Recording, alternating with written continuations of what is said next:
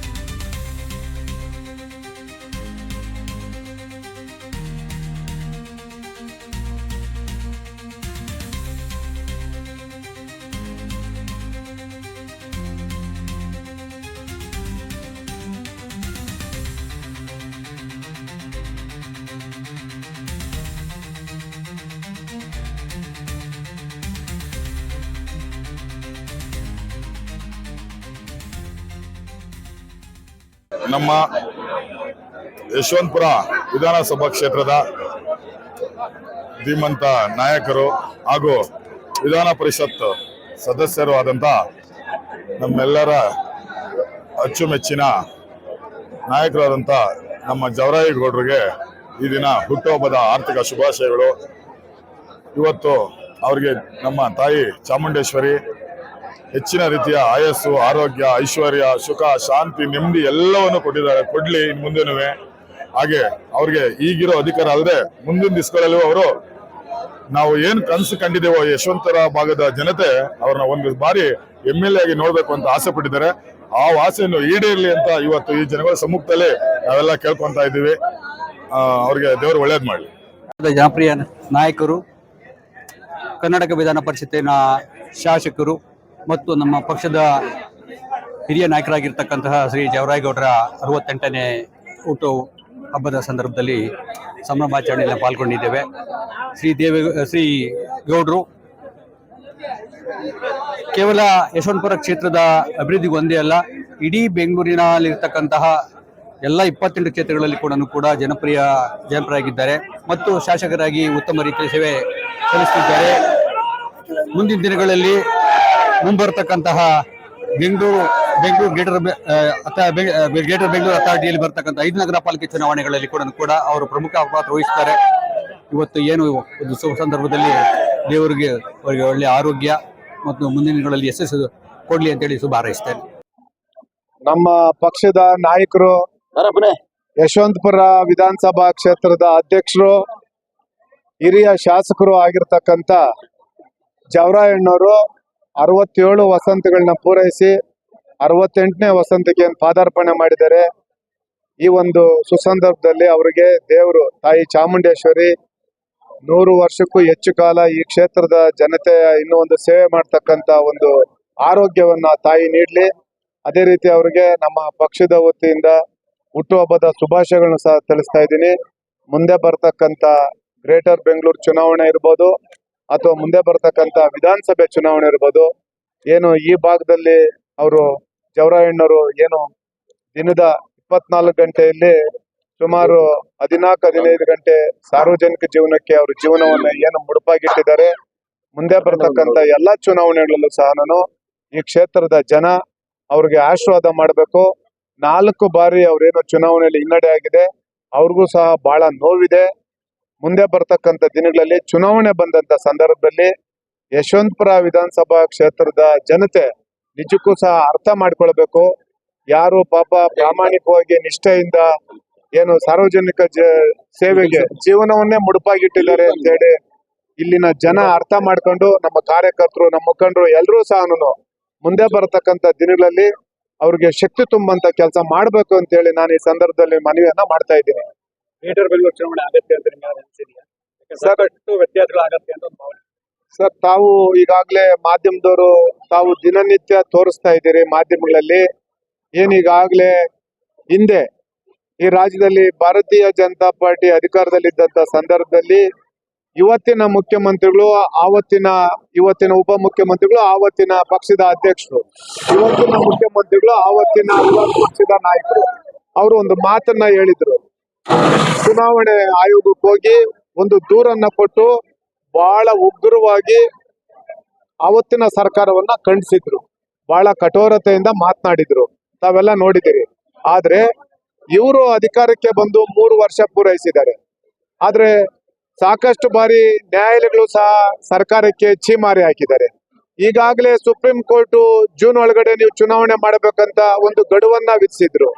ಅದಾದ ನಂತರ ಮತ್ತೆ ಇವರು ಚುನಾವಣೆ ಆಯೋಗಕ್ಕೆ ಹೋಗಿ ಮತ್ತೆ SIR ನಡೀತಾ ಇದೆ, ಮತ್ತೆ ಏನು ಒಂದು ಸಮೀಕರಣ ನಡೀತಾ ಇದೆ ಅಂತೇಳಿ, ಜನಗಣತಿ ನಡೀತಾ ಇದೆ ಅಂತೇಳಿ ಮತ್ತೆ ಇವರು ಚುನಾವಣೆ ನಡೆಸಲಿಕ್ಕೆ ಮೀನಾಮೇಷ ಎಣಿಸ್ಕೊಂಡು ಮತ್ತೆ ಸುಪ್ರೀಂ ಕೋರ್ಟ್ ಹೋದ್ರು. ಮತ್ತೆ ಸುಪ್ರೀಂ ಕೋರ್ಟ್ ಹೇಳಿದ್ದಾರೆ 2 ತಿಂಗಳು ಮಾತ್ರ ನಿಮ್ಗೆ ಕಾಲಾವಕಾಶ ಕೊಡ್ತೀರಿ, ಮತ್ತೆ ನಮ್ಮ ಮುಂದೆ ಬರಬಾರದು ಅಂತ ಹೇಳಿದ್ದಾರೆ. ಮತ್ತೆ ನಿನ್ನೆ ಒಬ್ಬ ಮಂತ್ರಿಗಳು ಹೇಳಿಕೆಯನ್ನ ಕೊಟ್ಟಿದ್ದಾರೆ, ಈಗಾಗಲೇ ಜನಗಣತಿ ನಡೀತಾ ಇತ್ತು, ಹಾಗಾಗಿ ನಮ್ಗೆ ಚುನಾವಣೆ ನಡೆಸಲಿಕ್ಕಾಗ್ಲಿಲ್ಲ.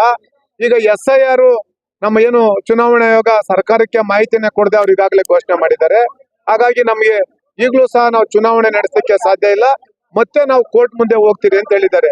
ನಾನು ಹೇಳ್ತಾ ಇದ್ದೇನೆ, ಈ ಒಂದು ಕಾಂಗ್ರೆಸ್ ನೇತೃತ್ವದ ರಾಜ್ಯ ಸರ್ಕಾರ ಜನರ ವಿಶ್ವಾಸವನ್ನ ಕಳ್ಕೊಂಡಿರ್ತಕ್ಕಂಥ, ನೈತಿಕತೆ ಇಲ್ದಿರತಕ್ಕಂಥ ಒಂದು ನೀಚ ಕಾಂಗ್ರೆಸ್ ಸರ್ಕಾರ ಇವತ್ತು ರಾಜ್ಯದಲ್ಲಿ ಅಧಿಕಾರದಲ್ಲಿದೆ. ನಾನು ಮಾನ್ಯ ಮುಖ್ಯಮಂತ್ರಿಗಳಿಗೆ ಒಂದು ಮಾತನ್ನ ಕೇಳಲಿಕ್ಕೆ ಬಯಸ್ತೇನೆ. ಹಿಂದುಳಿದವರದ್ದು ಒಬ್ಬ ನಾಯಕರು ತಾವು ರಾಜ್ಯದಲ್ಲಿ ದೇವರಾಜ ಅರಸು ಅವರ ಒಂದು ದಾಖಲೆಯನ್ನ ನಾನು ಮುರಿದು ಇವತ್ತು ಮುಂದುವರಿತಾ ಇದ್ದೀನಿ ಅಂತೇಳಿ ತಾವೇನು ತಮ್ಮ ಬೆನ್ನನ್ನ ತಾವೇ ತಟ್ಕೊಳ್ತಾ ಇದ್ದೀರಿ. ನಾನು ಕೇಳ್ತೇನೆ ಮಾನ್ಯ ಮುಖ್ಯಮಂತ್ರಿಗಳಿಗೆ, ತಾವು ಆ ಸಮುದಾಯದಿಂದ ಬಂದಿರತಕ್ಕಂಥವ್ರು, ಕಟ್ಟ ಕಡೆ ವ್ಯಕ್ತಿಗೆ ಅಧಿಕಾರ ಸಿಗಬೇಕು, ತುಳಿತಕ್ಕೆ ಒಳಗಾದಂತವ್ರಿಗೆ ಶಕ್ತಿ ತುಂಬಂತ ಕೆಲಸ ಮಾಡ್ಬೇಕು ಅಂತ ಹೇಳ್ತೀರಿ. ತಾವು ಅಧಿಕಾರಕ್ಕೆ ಬಂದ್ಮೇಲೆ ಯಾವ ಕಟ್ಟ ಕಡೆಯ ವ್ಯಕ್ತಿಗೆ ಅಧಿಕಾರಕ್ಕೆ ನೀವು ಯಾವ ಶಕ್ತಿ ತುಂಬಂತ ಕೆಲಸ ಮಾಡಿದ್ದೀರಿ? ಲೋಕಲ್ ಬಾಡಿ ಚುನಾವಣೆ ಇದುವರೆಗೂ ಸಹ 3 ವರ್ಷ ಆದ್ರೂ ಸಹ ನೀವು ನಡೆಸಲಿಕ್ಕೆ ನಿಮ್ಗೆ ಯೋಗ್ಯತೆ ಇಲ್ಲ. ಆದ್ರೆ ಇದನ್ನ ಬರೀ ನೀವು ಕುಂಟ ನೆಪಗಳು ಹೇಳ್ಕೊಂಡು ಮುಂದುವರಿತಾ ಇದ್ದೀರಿ. ಆದ್ರೆ ಒಂದು ಅರ್ಥ ಮಾಡ್ಕೊಳ್ಬೇಕು, ರಾಜ್ಯದ ಜನತೆ, ಬೆಂಗಳೂರಿನ ಜನತೆ ಅಧಿಕಾರಕ್ಕೆ ಬರೋ ತನಕ ಕಟ್ಟ ಕಡೆ ವ್ಯಕ್ತಿಗೆ ಅಧಿಕಾರಕ್ಕೆ ಬಂದ್ಮೇಲೆ ನಿಮಗೂ ನಮಗೂ ಸಂಬಂಧ ಇಲ್ಲ, ನಮ್ಮದೇ ಅಧಿಕಾರ, ನಾವ್ ಹೇಳಿದ್ದನ್ನ ಕೇಳಿ ಅಂತ.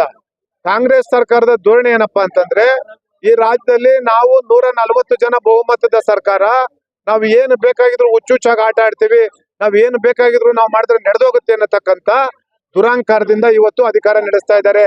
ಆದ್ರೆ ರಾಜ್ಯದ ಜನ ಕಾಯ್ತಾ ಇದ್ದಾರೆ ಯಾವ ಸಂದರ್ಭದಲ್ಲಿ ಇವ್ರಿಗೆ ಬುದ್ಧಿಯನ್ನ ಕಲಿಸ್ಬೇಕು ಅಂತೇಳಿ. ಅದು ಗೊತ್ತಿದೆ, ಅದಕ್ಕೆ ಅವರು ಚುನಾವಣೆ ನಡೆಸ್ತಾ ಇಲ್ಲ. ಇದು ಒಂದು ಭಾಗ. ಇನ್ನೊಂದು ಕಡೆ ತಾವೆಲ್ಲ ನೋಡ್ತಾ ಇದ್ದೀರಿ, ಈಗಾಗಲೇ ಇತಿಹಾಸದಲ್ಲಿ ಕಾನ್ಸ್ಟಿಟ್ಯೂಷನ್ ಅಮೆಂಡ್ಮೆಂಟ್ ಬಂದ ನಂತರ ಗ್ರಾಮ ಪಂಚಾಯತಿ ಚುನಾವಣೆಗೆ ಏನಾದ್ರೂ ನೀವು ಅಧಿಕಾರಿಗಳನ್ನ ನೇಮಿಸಿದ್ದೀರಿ ಅಂತಂದ್ರೆ ಅದು ನಿಮ್ಮ ಅದನ್ನ ಯಾವ ರೀತಿ ನಾನು ಹೇಳ್ಬೇಕು ಈ ಕಾಂಗ್ರೆಸ್ ಸರ್ಕಾರಕ್ಕೆ ನನ್ಗೆ ಅರ್ಥ ಆಗ್ತಾ ಇಲ್ಲ. ನಾವು ಕಠೋರತೆಯಿಂದ ಮಾತಾಡಿದ್ರೆ ಏನಪ್ಪಾ ಈ ರೀತಿ ಮಾತಾಡಿದ್ರೆ ಅಂತ ಹೇಳ್ತಾರೆ. ಹಾಗಾಗಿ ಗ್ರಾಮ ಪಂಚಾಯತಿ ಚುನಾವಣೆ ನಡೆಸಲಿಕ್ಕೆ ಯೋಗ್ಯತೆ ಇರ್ತಕ್ಕಂಥ ಈ ಕಾಂಗ್ರೆಸ್ ಸರ್ಕಾರ ನಿಜಕ್ಕೂ ಸಹ ಈ ರಾಜ್ಯದಲ್ಲಿ ಅಧಿಕಾರದಲ್ಲಿ ಮುಂದುವರಿಲಿಕ್ಕೆ ನೈತಿಕತೆ ಉಳಿಸ್ಕೊಂಡಿದ್ದಾರೆ ಅಂತಕ್ಕಂಥ ಪ್ರಶ್ನೆ ಇವತ್ತು ರಾಜ್ಯದ ಜನ ಪ್ರಶ್ನೆ ಮಾಡ್ತಾ ಇದ್ದಾರೆ. ಅವ್ರು ಯಾವುದೇ ಸಂದರ್ಭದಲ್ಲಿ ಚುನಾವಣೆ ಮಾಡಿದ್ರು ಸಹ ನಮ್ಮ ಪಕ್ಷ ಸರ್ವ ಸನ್ನದ್ಧವಾಗಿದೆ. ನಾವೇನಿವತ್ತು NDA ಅಂಗ ಪಕ್ಷವಾಗಿ ನಾವಿದ್ದೀರಿ. ಹಾಗಾಗಿ ನಮ್ಮ ನಾಯಕರುಗಳು ತೀರ್ಮಾನ ಮಾಡ್ತಾರೆ. ನಮ್ಮ ಪಕ್ಷ ನಾವು ಈಗಾಗಲೇ ಚುನಾವಣೆ ಪೂರ್ವ ಸಿದ್ಧತೆಗಳು ಮಾಡ್ಕೊಂಡು ನಮ್ಮ ಅಭ್ಯರ್ಥಿಗಳು ಸಹ ಆ ನಿಟ್ಟಿನಲ್ಲಿ ಜನರ ವಿಶ್ವಾಸವನ್ನ ಗಳಿಸ್ತಕ್ಕಂಥ ಕೆಲಸವನ್ನ ಮಾಡ್ತಾ ಇದ್ದಾರೆ. ಮುಂದಿನ ದಿನಗಳಲ್ಲಿ ಯಾವುದೇ ಚುನಾವಣೆ ಬಂದರೂ ಸಹ ಆ ಚುನಾವಣೆಯಲ್ಲಿ ಈ ರಾಜ್ಯದಲ್ಲಿ ಒಂದು ಪ್ರಾದೇಶಿಕ ಪಕ್ಷಕ್ಕೆ ಜನ ಆಶೀರ್ವಾದ ಮಾಡ್ತಾರೆ ಅಂತೇಳಿ ಪೂರ್ಣ ಪ್ರಮಾಣದ ವಿಶ್ವಾಸವನ್ನು ಇಟ್ಕೊಂಡು ನಾವು ಕೆಲಸವನ್ನ ಮಾಡ್ತಾ ಇದ್ದೀವಿ. ಬಿಜೆಪಿ ಜೆಡಿಎಸ್ ಸಮ್ಮಿಶ್ರ ಆಗತ್ತಾ GBA ಚುನಾವಣೆ ಸಾಕಷ್ಟು ಅಸಮಾಧಾನ ಮಾಡುತ್ತಿದೆ ಸರ್. ನೋಡಿ, ಲೋಕಸಭೆ ಚುನಾವಣೆ ವಿಧಾನಸಭೆ ಚುನಾವಣೆ ಒಂಥರ. ಈಗಾಗಲೇ ಸ್ಥಳೀಯ ಮಟ್ಟದಲ್ಲಿ ಅವ್ರ ಪಕ್ಷದ ಕಾರ್ಯಕರ್ತರು ಇದ್ದಾರೆ, ನಮ್ಮ ಪಕ್ಷದ ಕಾರ್ಯಕರ್ತರು ಇದ್ದಾರೆ. ಹೆಚ್ಚಿನ ಒತ್ತಡ ನಮ್ಮ ಪಕ್ಷದ ವರಿಷ್ಠ ಮೇಲೇನಿದೆ, ಅವ್ರ ಪಕ್ಷದ ವರಿಷ್ಠ ಮೇಲೇನೂ ಇರುತ್ತೆ.